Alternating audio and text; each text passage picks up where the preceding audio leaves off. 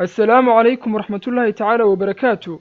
واتحانينا أنت خريستوس حلقة تبناد بدلادي ديمها أفر بقول سنة كهر دلشدي النبي عيسى إلى لح بقول لحدن كي ميلاديجا.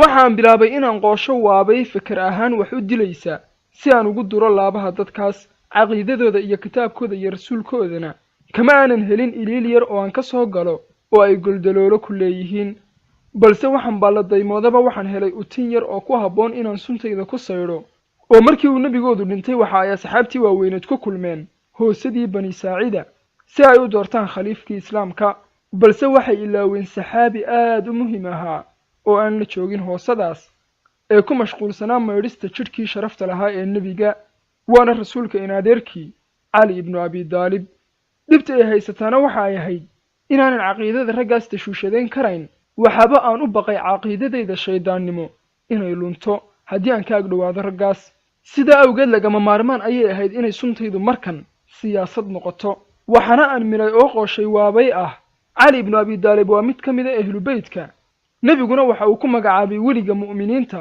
sidee bay la'aantii u kulmi karaan ee khaliifo dooran karaan xataa iyaga oo aan aragtidiisa weydiin suntaas ayaanan soo kiishay oo aan caalamka islaamka la aaday balse waxa aan ka baxay madiina aniga oo hungoobay oo dadkiiba waxa ay isku raaceen go'aankii ka soo baxay hoosada xataa cali markii uu u yimi si aad u sahlan ayuu u muujiyey aqbalaadiisa dadkani hadalka nebigooda si wacan ayay u laqimteen oo dhowr jeer ayuu u tartiibiyey asxaabtu sida ay u kala mudan yihiin oo uu ku yidhi abubakar dabadeed cumar dabadeed cismaan dabadeed cali anna waxaan ku andacoonayay inay saddexdaasiba cali khilaafada ka xadeen oo ay 3 jeer dayacantay khilaafadu balse sidee ayay u xadi karaan khilaafada iyaga oo aan kala tegin xataa maro yarna dhammaantoodna ay dhinteen iyaga oo deymo lagu leeyahay naf iyo maal wixii ay hayeenna ay ilaahay jidkiisa u hureen balse suntaydani xataa haddii aanay kuwan marayn waxa ay beer qaadaysaa dadka iimaankoodu liita iyo kuwa islaamnimada ku cusub sida awgeed waxa aan u jihaystay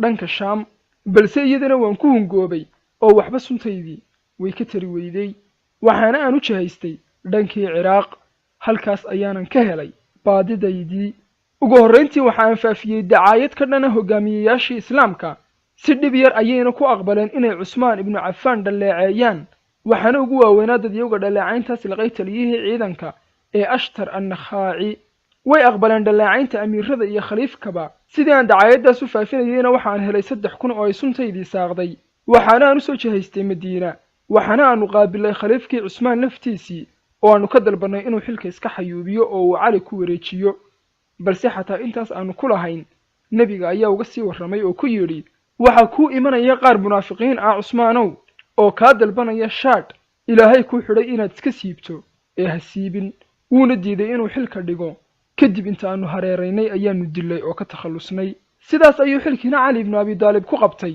balse saxaabadii waaweynaa ayaa markan kale aragti duwanaaday qaarkood ayaana u arkay inuu cali horta uga soo aaro cusmaan munaafiqiintii dishay haddii kale aanay aqbalayn khilaafadiisa waxaana qoladaas hogaaminayey caaisha bintu abibakar dalxa ibnu cubaydullah iyo zubayr ibnu alcawaam bahda kale cali la jirtayna waxa ay aqbashay in la dib dhigo qisaasta sababo siyaasadeed dartood oo ah inay kuwan cismaan dilay yihiin madaxyaweyntii qabiilada ciraaq iyo bariga islaamka muslimnimadana ay ku cusub yihiin haddii markiiba lagu boobi lahaa oo la dili lahaana khilaafada islaamka kala badh ayaa la waayi lahaa oo diinta ka noqon lahayd aragtidaas cali ee siyaasadda ahna waxaan ka dhigtay suntaydii labaad waxaana aan dadkii u geliyey cuqdad ah inuu cali ibnu abi daalib cismaan ibnu cafaan necbaa dilaayadiisiina uu hoosta kala jiro siyaasaddana uu xujo u ku fakiyo ka dhiganayo waxaana ay iila muuqatay markaas inaan dabkii toos u oogay dalxa iyo zubayr waxa ay go'aansadeen inay u ambabaxaan ciraaq oo ay ka soo aargudaan dilaayadii cusmaan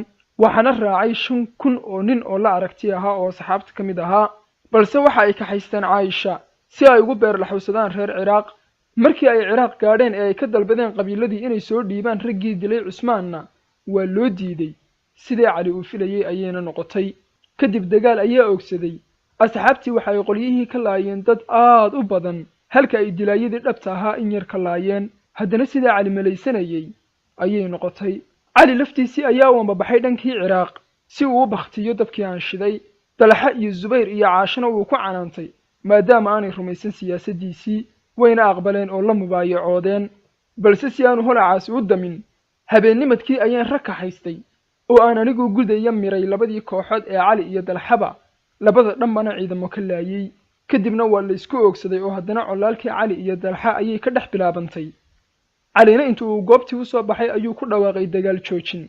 caashina inta ay awrkeedii ka soo degtay ayay iyaduna dagaal joojin ku dhawaaqday ilaa awrkeedii ay ku dhaceen dhowr fallaadhood oo aan la garanayn meeshay ka imanayaan. kadib cali ayaa si geesinimo leh leebabkii isaga dhigay oo ka saaray goobtii una diray iyada iyo dumarkii aalabeydka ahaaba dhanka madiina. dalxana leeb seeraaro ah ayaa haleelay oo dilay. markii uu cali meydkiisii arkayna wuu ka dul ooyey. zubayrna shirqool ayaa duhurkii lagu dilay. waxaana cali u yimid nin ugu bishaaraynaya dhimashada zubayr ibnulcawaam. markaasuu cali yidhi ma subayr ninkii dilay ayaa igu bishaaraynaya. kadibna cali laftiisa ayaa aasay subayr isaga oo leh aniga iyo dalxa iyo subayr iyo cismaanba waxaan rajaynayaa inaannu noqonno kuwii uu ilaahay yidhi wanasacnaa maa fii suduurihim min qillin ikhwaanan calaa sururin mutaqaabiliin. waannu ka tirtirnay wixii laabaha ay isugu hayeen ee xurgufo kala gaadhay ahaa, waana walaalo ku soo fadhiya sariiro iska soo horjeeda. maadaama aanay ciraaq degganaynna waxa uu go'aansaday cali inuu muslimiinta ka xukumo magaalada kuufa. haddana mar labaad ayuu cali ku sigtay inuu damiyo dabkii aan shiday. balse maxay kuugu taallaa weli aniga ayaa jooga weli dulligii ibnu saba ayaa jooga. iminka waxaa jira goldaloolooyin badan oo aan ka faa'iidaysan karo. maadaama uu cali isku dayey inuu dadkaa boggooda burcadisu mariyana ruuxna xilkiisii kama uu qaadin. hoggaamiyeyaashii dagaalkana waxaa ka mid ahaa ashtar annakhaaci oo ahaa mid ka mid ahaa xubnihii ku sheeganaa caasiyadda cusmaan. waxaana aan bilaabay inaan mar labaad dab oogo oo aan idhaahdo baleega cali ibnu abidaalib inta uu magaaladii rasuulka ee madiine ka raray khilaafadii ayuu ka dhigay goobtii dilaayadii cismaan. waad ogeydeen sidii uu ciidankiisu ula dagaalamay ciidankii caasho iyo dalxa iyo subayr, waana kaa diidan inuu la dagaalamo dilaayadii cusmaan. miyaanay taasi caddayn u ahayn nacaybka uu cismaan u hayey? balse cabaadkaygaasi saamayn waxa uu ku yeeshay intii islaamnimada ku cusbayd uun oo muslimiintu way garanayaan ruuxa uu yahay cali ibnu abidaalib.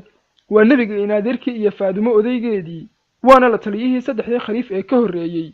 nebiguna sala allahu calayhi wasallam waxa uu ka yidhi cali ilaahay nebi walba ubadkiisa waxa uu ka dhigay waxa uu dhalay, balse aniga ubadkaygii waxa uu ka dhigay waxa uu cali dhalay. ruuxa aan weligiisa ahay calina waa weligiisa. sidaa awgeed dhawaaqaygaasi falcelin ma uu helin, balse waxaa jiray deegaan dhan oo ku mucaarad ahaa aragtida cali tan iyo bilowgeedii, diidayna inuu la mubaayacoodo ilaa uu ka soo cadgooyo dilaayadii cusmaan. waana shaam oo uu maamulayay mucaawiya ibnu abi sufyaan oo ay la jiraan saxaabo waaweyn oo uu ka mid ahaa camr ibnulcaas. markii hore ee aan imi shaam iyaga dab kumaan oogi karayn, balse markan waxaa ii furmay albaabaan ka galo. waxaan markan ku cabaaday colkii la jiray cali ibnu abidaalib aniga oo u sheegaya inuu mucaawiya ganafka ku dhuftay inuu la mubaayacoodo cali oo cali uu dilay abtigii iyo walaalkii, uuna mucaawiya yahay odayga bani umaya oo uu cusmaan ka dhashay, uuna xaq u leeyahay uwaarista cusmaan. balse markana dhawaaqigaasi xamaasad ma uu helin. dadkuna way garanayeen mucaawiya inuu ka mid ahaa raggii koobnaa ee uu nebigu ku aaminay qorista qur-aanka, uuna yahay ragga loogu laabto axaadiista nebiga sala allahu calayhi wasallam, uuna u duceeyey maxamed oo uu ku yidhi ilaahayow ka dhig mid hanuunsan oo wax hanuuniya. asxaabtuna ducooyinka nebiga si dastuuri ah ayay ula dhaqmi jireen. waxaasoo dhanba waxaa u dheeraa in mucaawiye walaashii ay ahayd xaaskii nebiga, sidaa awgeedna loogu yeedhi jiray abtigii mu'miniinta.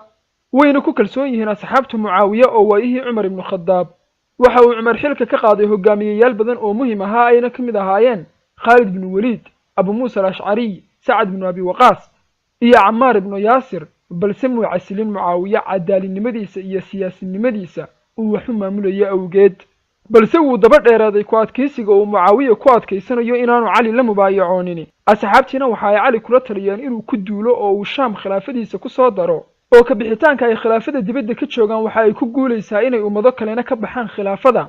sidaa awgeed ayuuna cali u kaxaystay ciidan gaadhaya 120,000 oo uu ugu duulay dhanka shaam.